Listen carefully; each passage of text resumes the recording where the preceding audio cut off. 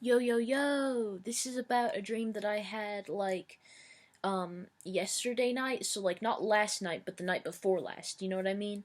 So, this one will be really short, but it was just, I dreamt that, um, so I was at school and stuff. I was going to school, and, it looked a lot like my old school, like my school I went to in elementary that was called Linecoff, which, the fact that it has a German name almost makes it kind of sound like a Holocaust death camp to me.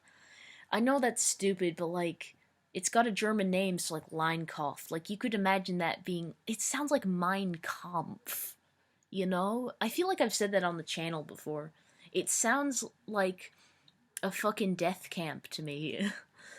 But that's not relevant to the dream. But it did kind of. I mean, okay. I'd be a dumbass if I said, "Oh, it felt like I was in the Holocaust." No, that's not. It is it? You will never know what it's like to be in the Holocaust unless you were in the Holocaust. If you were a victim of it, then you know it, and if you weren't, then you have no fucking. You do not know what it felt like, and you will never know. You will never know. You can hear all the stories, you can hear everyone describe it, but you will never have the lived experience of it. You know. So there's that. But hey, we're talking about dreams, remember? Haha, fun times, wee, you know. Anyway, haha. So yeah, I was dreaming, and it was kind of like line cough, and um, if you want to know, it's spelled like Linkauf, line cough, and anyway, but yeah, and I was there, but I wasn't in elementary. I was still my high school self, but it was just it just looked like the elementary school that I went to and everything. And the thing is, the tone of the dream was quite dreary again. It was a very dreary kind of worn out dream. I felt quite like a little Oliver Twist in the workhouse, you know. I felt like a little Dickensian orphan, and this kind of reminds me of the dream that I talked about last time I was talking about dreams. But yeah, felt like a little Oliver Twist in the workhouse. I've and I feel like in the dream I was probably on a lot of drugs, or at least like a moderate amount of drugs, and also working very hard at school. Like they were just putting us to work and stuff. It was crazy. Like it was actually like that, you know. They were overworking us, in a way that was almost physical. Like it was physical actually. It was physical labor and stuff. It was weird, and I was complaining to them. I was like, man, I've lost so much weight. Like my body is it's like sagging. I've got these sagging skin because I lost so much fat, and my skin hasn't even it hasn't it I lost the fat so fast, my skin is sagging because it can't compensate. You know what I mean? Because that is how I looked in the dream. In the dream I did have this sagging pieces of skin on my stomach and everything because I lost weight, and my skin didn't change its shape to accommodate for the slimmer figure that I had. And that can happen to people in real life.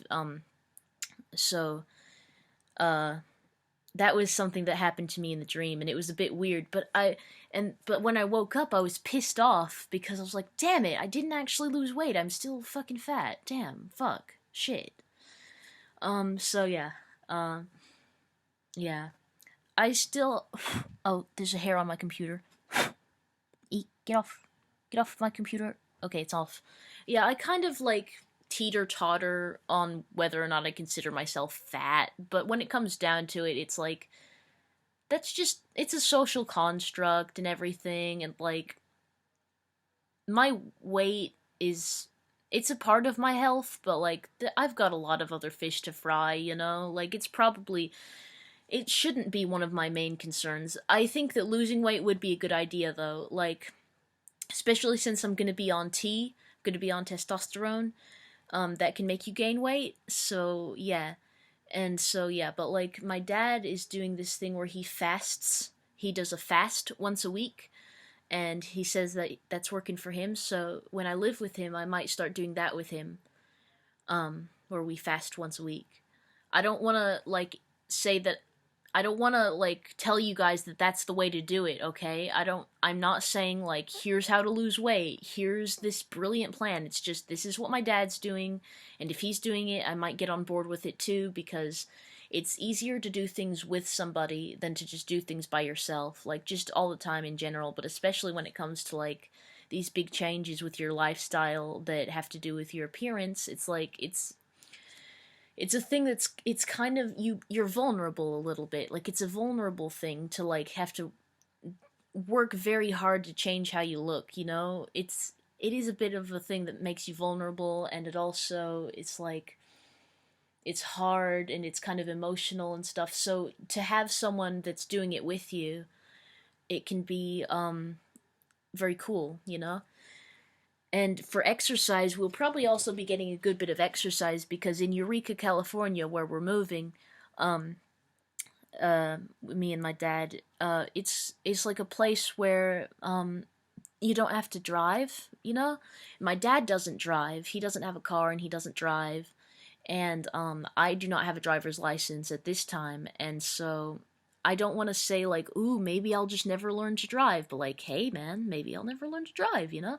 Like it's a real commitment, you know? It's so much work, like it's so much money you have to it's forced on you almost. Like you have to fucking pay so much money for a car, you have to maintain the car, and it's like then you know, Poppy's always telling me, you know, that's what I call my dad. I call him Poppy.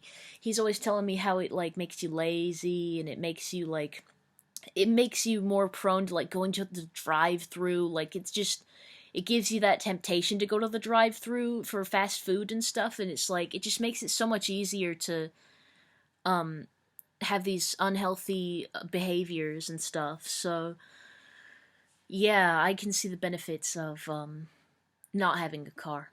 So yeah, I'm gonna be a hippie with my dad. Me and my dad are gonna be hippies in California, in Eureka, California. We're gonna live our hippie lives. We're gonna live our hippie paradise lives.